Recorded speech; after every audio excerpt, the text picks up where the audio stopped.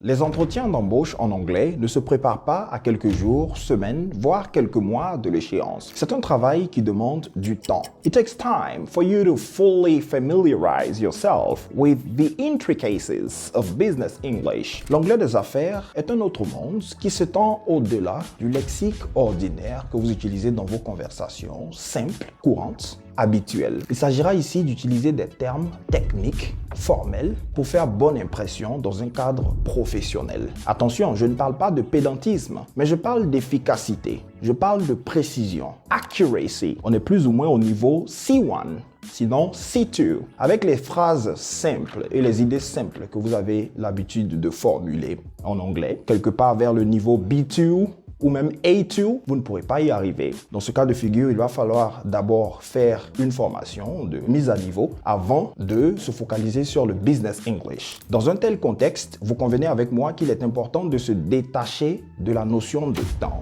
de cette pression que vous vous mettez lorsque vous essayez de tout faire à la hâte, à la dernière minute. Prenez le temps de travailler sur ce monde du business English, dans cette aventure linguistique qui vous permettra de débloquer un autre niveau, non seulement de compréhension, mais d'expression orale, de fluidité lorsque vous parlez l'anglais. Si vous êtes habitué à un anglais débutant intermédiaire et qu'on vous pose des questions basiques, en business English, contenant des expressions aussi simples que « What do you do ?» vous pouvez facilement passer à côté de la plaque. Imaginez que dans une conversation avec le recruteur, il vous demande « What did you do 5 years from now ?» et que vous ne savez pas que « What do you do ?» se réfère directement à votre travail. Donc ça n'a rien à voir avec ce que vous faites concrètement. On vous demande par exemple « What do you do ?» Vous n'allez pas dire « I'm having an interview » par exemple. Dans ce cadre-là, vous allez parler de votre travail, de vos activités. Il y a ce qu'on appelle les business collocations. Make and do. Par exemple, you don't do a report, you make a report, you meet expectations. On parlera de price plummeting,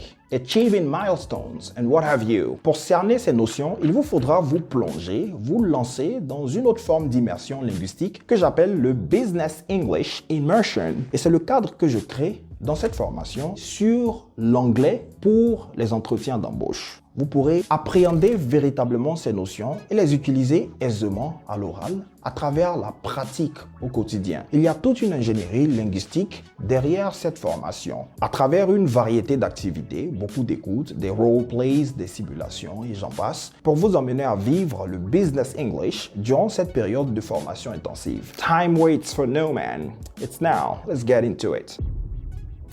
Démystifions l'anglais.